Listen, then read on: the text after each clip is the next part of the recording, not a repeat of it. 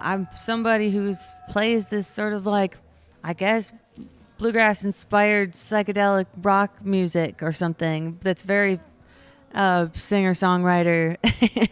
And I'm here at this bluegrass festival, and part of it is that I wouldn't play the music I play if it weren't for bluegrass. And part of it is that bluegrass is revolutionary in its nature, and the heritage that I came from was revolutionary, and it all sort of is grounded in just following what is calling to you and being authentic and true to yourself and doing what feels right, That's Lindsay Lou with a quote from our conversation at the Earl Scruggs Music Festival in fall 2024 as we listen to the title track of her album Queen of Time, a song which is a far cry from bluegrass made famous by the festival's namesake. And that's all well and good, really.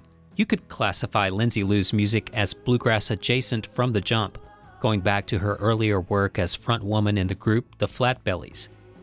But this quote got me thinking again about all the music that's not bluegrass, but which has roots in the genre. For Lindsay Lou, like many others before her, and surely many more to follow, the style is key to everything that came after their initial inspiration from its elements, in part or in whole. Its acoustic foundation of mandolin, banjo, fiddle, and upright bass, its three-part harmonies, its habit of making room for all the instruments to trade solos, and its mostly steadfast refusal to incorporate drums into the mix. That inspiration, like so much of all musical inspiration, is not an invitation to make music that sounds exactly like the source of that inspiration so much as it's a key to new sounds that can only follow once they're unlocked, in this case, with a style of music founded by Bill Monroe in the mid-1940s. The musical world heard in Queen of Time, the door to which Lindsay Lou unlocked over the years since first experiencing bluegrass jams as a kid, is one which welcomes bluegrass legends like Jerry Douglas, who makes a guest appearance there, as well as first call songwriter John Weisberger, plus Maverick superstar Billy Strings. It's full of electric guitar and drums, adding synthesizers, organ, and even djembe into the mix. Its lyrics and melodies flow from both a psychedelic experience with the sacred feminine as well as her enduring bond with her extraordinary grandmother. It's a world where self-discovery incorporates but also supersedes tradition. It's a world where bluegrass is both there and is not there, all at once. My conversation with Lindsay Lou touches on the importance of family in her life, how her album Queen of Time is born from self-discovery and grief, as well as the revolutionary nature of bluegrass, her love of the song Nature Boy, and a lot more, including more of her music. I'm Joe Kendrick, welcoming you to this episode on Lindsay Lou on Southern Songs and Stories.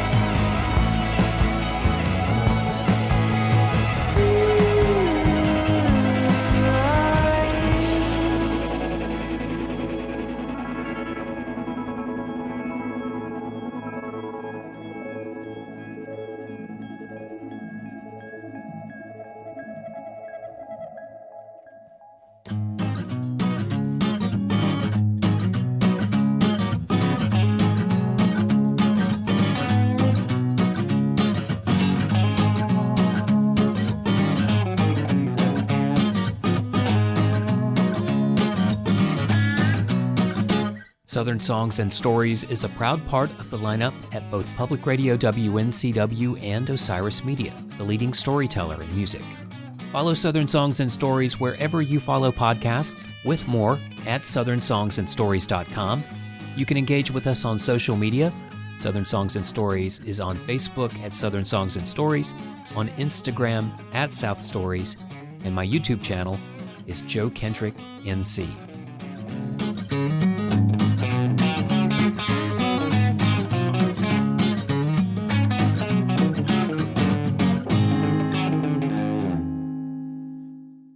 The thermometer read 91 degrees on the Saturday afternoon that Lindsay Lou performed at the Earl Scruggs Music Festival, and the array of fans on the main stage could only do so much to alleviate the afternoon sun beating down like it usually does on Labor Day weekends in the South. Lindsay Lou was wearing a striking strawberry red dress and beret. She said wearing it made her feel like a strawberry, and it changed her whole disposition, except that it could not beat the heat, so she felt like she was melting into strawberry jam. After her set, we met in the refreshingly air-conditioned media room on the festival grounds at the Tryon International Equestrian Center and noted that we last saw each other at the nearby Albino Skunk Music Festival in 2019.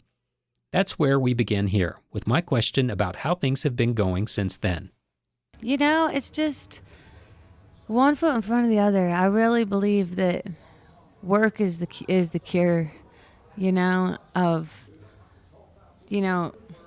I think that that's one of the things that, like we're talking about the pandemic, is just realizing how much work grounds me within myself and with my people and connects me, and I guess I have a different kind of job, but a lot of what I do is planning out the routes and making sure the bearings are greased on the trailer and ordering the merch and driving and schlepping, and it's a lot of work, but it's so fulfilling, and I feel such a sense of purpose, just doing the work, and when we get to play the music for people, that's just a beautiful, almost like a spiritual meditation, of that's like a whole nother form of connection with myself and with other people. But all of it is I just feel so lucky to get to work, So you're that kind of band leader, you're really getting into the details of making sure that the trailer has adequate tire pressure. Oh yeah. I mean, it's cool that my profile is raising, but I want to make sure my people are taken care of. I don't want, I know so many times it's like artists kind of put it off, and I get why, because it is a lot of work, but I just want to know that the people who are with me are taken care of, and everything is going right, and if you want a job done right, you got to do it yourself. But I have a lot of help, but that I definitely am that kind of band leader that, this is my art, this is my craft, and so my hands are in it. There's this neat thing called interns. Might look into that. I might be a little bit of like a control freak or something, because I've given jobs to interns before, and then it's like, then someone in my band doesn't know what's going on, is asking about this and that, and I just would rather. But no, I have a manager, and I have a booking agent, and I have a business manager. There's a lot of jobs that I can't do, and they help me a lot. But anything that I can do, I'm gonna,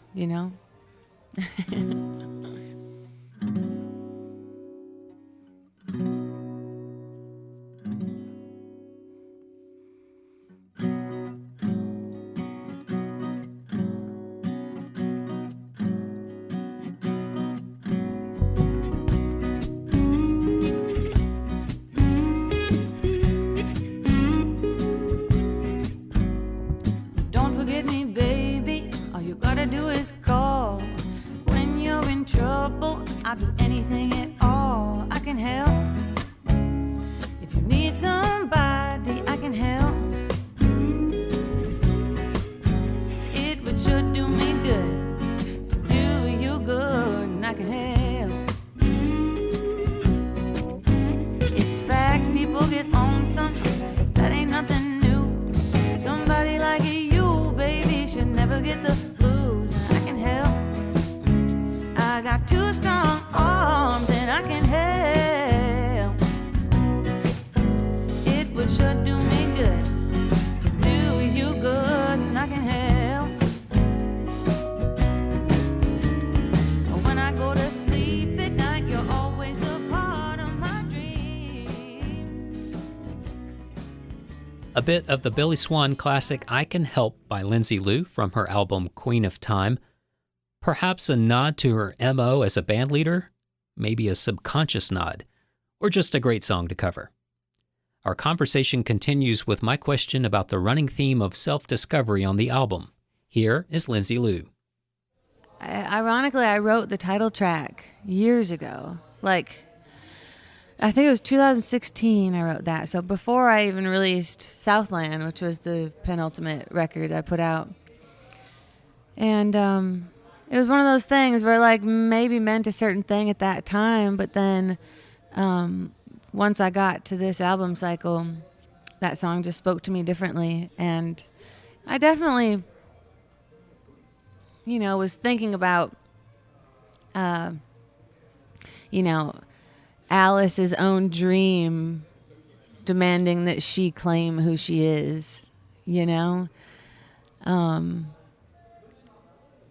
I was thinking about that. I was thinking about Absalom and that story. But once you really find out who you are when you go through tough times. That's when your real salt shows itself. And I think a lot of people, including myself, really went through it over the last few years. And so that song started to speak to me in a new way. And it really is the cornerstone of the record, which is just a record about, working through grief and everything that it has to give you. Mary Oliver said that someone once gave me a box of darkness and I saw that this too was a gift, sort of an idea, that all the things that we're given are really showing us something about ourselves. And if you look at it like that, it really makes the whole journey easier. Yeah. So, thinking about, like the Bible says that God's never going to give you too much to handle. It may feel like it, but essentially you're going to be okay. Yeah. And you've been through a lot. Yeah, and it's all relative, I wonder about how your perspective on the other side of that, how that feels. Well, it was wonderful. That's part of the record too, is going through grief, but also coming out with a sense of hope. And, I used a conversation that I had recorded with my grandmother towards the end of the record of her talking me through losing her, because I knew I was going to lose her before too long, and I had my nervous breakdown to her about it, because she was that kind of woman that you could do that. And she talked me through it, and she said, this too shall pass. And that's kind of the idea that's a big part of grief, is one day you wake up and you realize you haven't been crying every day, and you haven't been just obsessively thinking about the same thing over and over. You have space has opened up around you. And so, coming out the other side is such a beautiful thing, and it feels like it's never going to happen when you're in it. But I do feel like I have, and releasing the record was surprising to me how much releasing it felt like I could let go of a lot of the things that I had been holding on to that I was going through. And I think that part of that, Catholics do confession, and that a weight is lifted. Just talking through something, I think, is a lot. And for an artist, making a piece of art, creating something that represents, all the things that life has thrown at them, or all the things that they're experiencing or witnessing, it just allows you to move through it in a really cool way.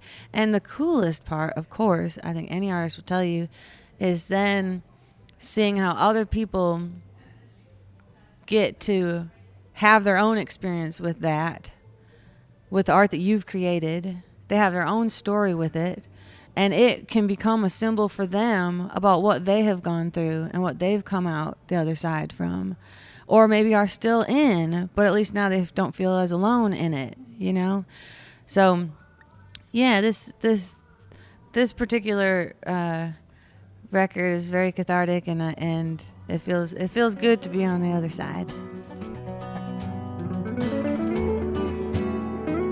Killers on the television, writing on the wall. How could such a kind heart take such a heavy fall? Absolutely nothing for a show. Heart and guts against the wind, and no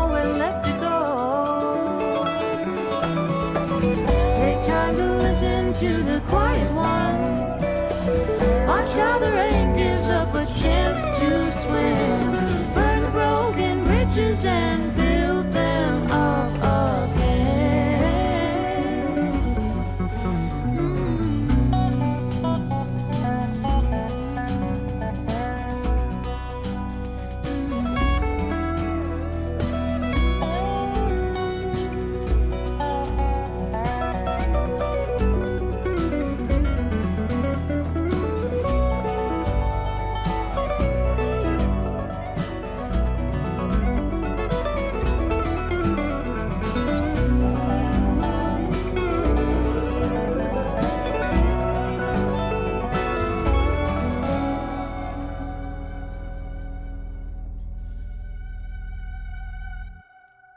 A bit of Nothing's Working by Lindsay Lou from her fourth album, Queen of Time, with Billy Strings making a guest appearance. To me, this song seems to directly reflect Lindsay's comments leading up to it about the tumultuous time in her life which included the loss of her grandmother and going through a divorce. But there's a lot of room for interpretation, and the metaphors and poetic nature of its lyrics allow the listener to insert their own feelings and experiences into the song. I'm reminded that so many times music artists write lyrics that may be referring to something specific in their own life, but consciously or not, they craft the message to be more open-ended, allowing us to paint our own pictures on the canvas of their music. It's also notable that this song, which is obviously born of hardship, precedes her cover of Billy Swan's I Can Help, which is one of the most uplifting tunes on the album. It seems like that sequence of songs has its own message, that, as hard as it is, she's moving towards a brighter day. Lindsay Lou recorded phone conversations with her grandmother towards the end of her life, and some of those are excerpted in songs on the album. I asked about a statement Lindsay Lou made that I read about her grandmother, which I interpreted as saying that women belong to themselves while simultaneously being self-sacrificing. Here's Lindsay Lou. I almost called the record Unattainable Woman because I had this DMT experience where I was like, had this experience with the sacred feminine, and I was reading this Alan Watts book at the time, and it had this quote about that nature is like, and art is like the unattainable woman who's basically the allure is that she's constantly changing, that you can't, keep her or make her stay. And I realized that my grandmother kind of was that unattainable woman in a way, because she was a woman unto herself, but she also gave herself so completely to everyone that nobody could really have her, She really had this sense in her that she was like the mother of everyone. And I think most people who become mothers feel like that once you become a mother, it's like you see everybody as wanting to nurture them in that way. But she was very much her own, and she did what, she operated purely on what she felt like God called on her to do. And it was a very radical, very controversial life that she led. I realized that I've been talking so much about my grandma as I've been an artist.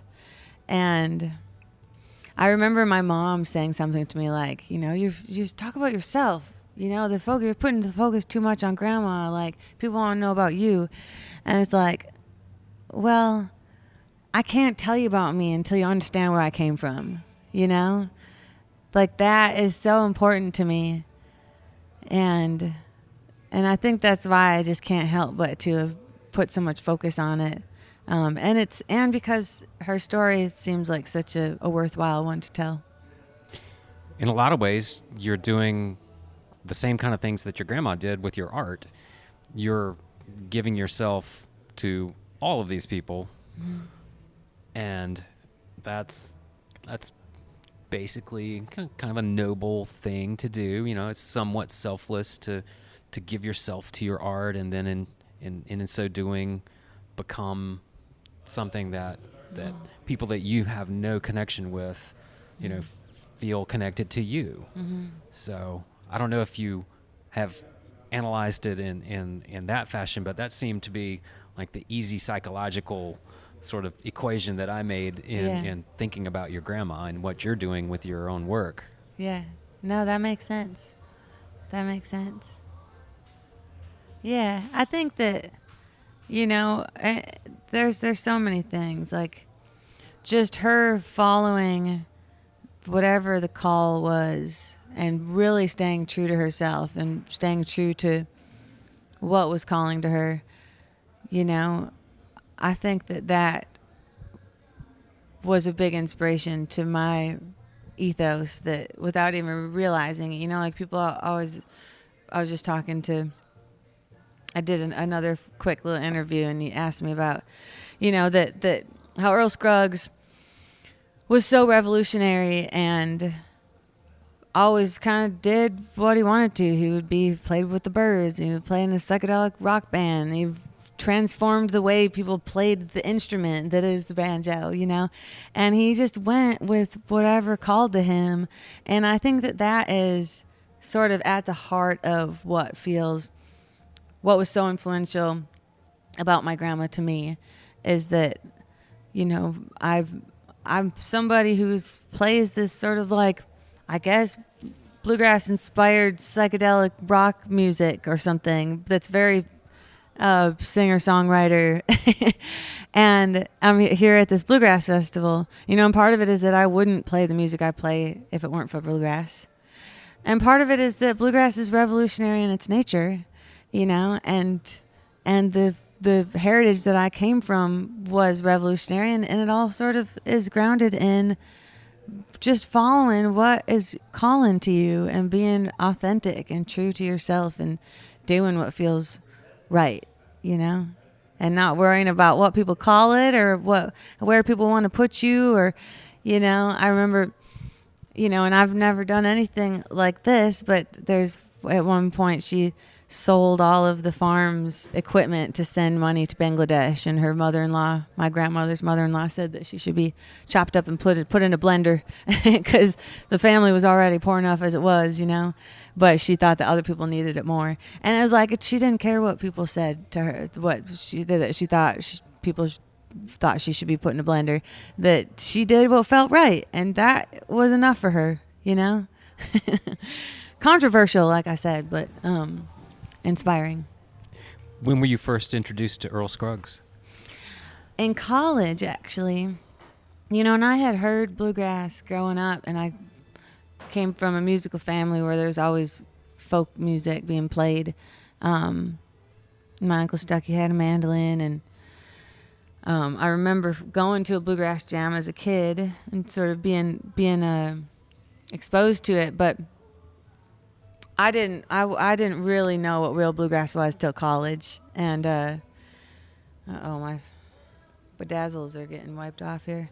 But I got this, my boyfriend at the time gave me this Bear Family collective of all the Flanton Scruggs and all the Bill Monroe and all the Doc Watson, and I just fell in love with that music so much. And I would ride my bike to class, and then I would listen to it as I was riding my bike all around campus, and he had a band called the Flatbellies, and I would go over to their, college house in Lansing and sit on the porch with them and sing bluegrass songs. And it felt like finding my family away from home, because all of a sudden you just have this whole repertoire of songs you can sing 3-part harmony to. And I grew up singing harmony with my family, so getting to be able to do that, and then finding out that you can do that with anyone, anywhere. Anyone who knows about bluegrass, you can get together with them, and there's going to be songs you can sing in harmony together. Oh, that is such a beautiful thing. All you need is an acoustic instrument, and you don't even need that, I spent so many hours at IBMA singing gospel songs with Josh Bilko and John Stickley, and oh my goodness, just a remarkable time. Bluegrass has given me so much. Speaking of 3-part harmonies, do you have any favorites as far as a group or an album or a song? Well, I sort of am fundamentally against the notion of favorites. Like my favorite color is like the rainbow. But I love the record, the Bill Monroe record live at the Mechanics Hall there. That one always really gets me amped up. Earlier today I sang the "Take Me in Your Life, Oh, Take Me in Your Life, Oh" with Travis Buck. I love that song, and it's like there are elements about punk of bluegrass that feel like punk rock to me. It just like gets me going, and that song does that to me. But one of the first Flat and Scruggs songs I learned was "They Tell Me Your Love Is Like a Flower." I love that one. Oh, I really love "Till the End of the World Goes Round." But no, there's no way to pick a favorite. They're all what's the day? There's like a favorite for a moment, That's more what I'm into. But in terms of life, I don't know. It's hard to say. I just love the music. What else is on the near horizon for Lindsay Lou? I'm getting my ducks in order and honing my focus in on what my next recording project will be, and always writing. And I've got enough songs to make a record, but I got some more writing to do, I think, in order to get at the heart of what the next thing is. But it's happening. Lindsay Lou, oh, it's so wonderful to talk to you. Thank you. Anything you'd like to add? Well, whenever anybody asks me that, I always quote the song I learned from Nat. That's the greatest thing you'll ever learn is just to love and be loved in return. Nature Boy, one of my favorites. Mm-hmm. All right. That's a good one. Lindsay Lou. Yeah. The Best real wishes. thing I want to add is that I just helped build a deck for my mom. And that might be my greatest accomplishment. Kyle helped too. My dad, my brother helped. And I feel like we've come out the other side. My mom has a deck now. That's my closing statement. So you can do carpentry now. Well, I can do what the carpenter tells me to do. Trouble is a pretty word wrapped around your little finger. You said it hoping I would linger just a little longer. And fire is a coward hiding in a small... Wrapping up our episode on Lindsay Lou with her song On Your Side, Starman, on Southern Songs and Stories. Thank you so much for sharing your time with us, and we hope you can help us again by spreading awareness of what we're doing. It's as easy as telling a friend and following this podcast on your platform of choice. From there, it takes just a moment to give us a top rating and, where it's an option, a review. It makes an incredible difference because the more top reviews and ratings we get, the more visible we become to everyone on apps like Apple Podcasts, Spotify, YouTube, and TuneIn, which means that more people just like you connect with artists like Lindsay Lou, as well as the hundreds more we've featured on the podcast. And now you can find Southern Songs and Stories on Substack, where I post the written script of these episodes as well as transcripts of the interviews and updates on what the podcast is doing. This series is a part of the lineup of both Public Radio WNCW and Osiris Media, with all the Osiris shows available at osirispod.com. You can also hear new episodes on Bluegrass Planet Radio at bluegrassplanetradio.com. Thanks to everyone at the Earl Scruggs Music Festival for helping to make this interview possible, and to Jacqueline Anthony for producing the radio adaptations of this series on Public Radio WNCW, where we worked with Joshua Ming, who wrote and performed our theme songs. I'm your host and producer, Joe Kendrick, and this is Southern Songs and Stories, the music of the South and the artists who make it.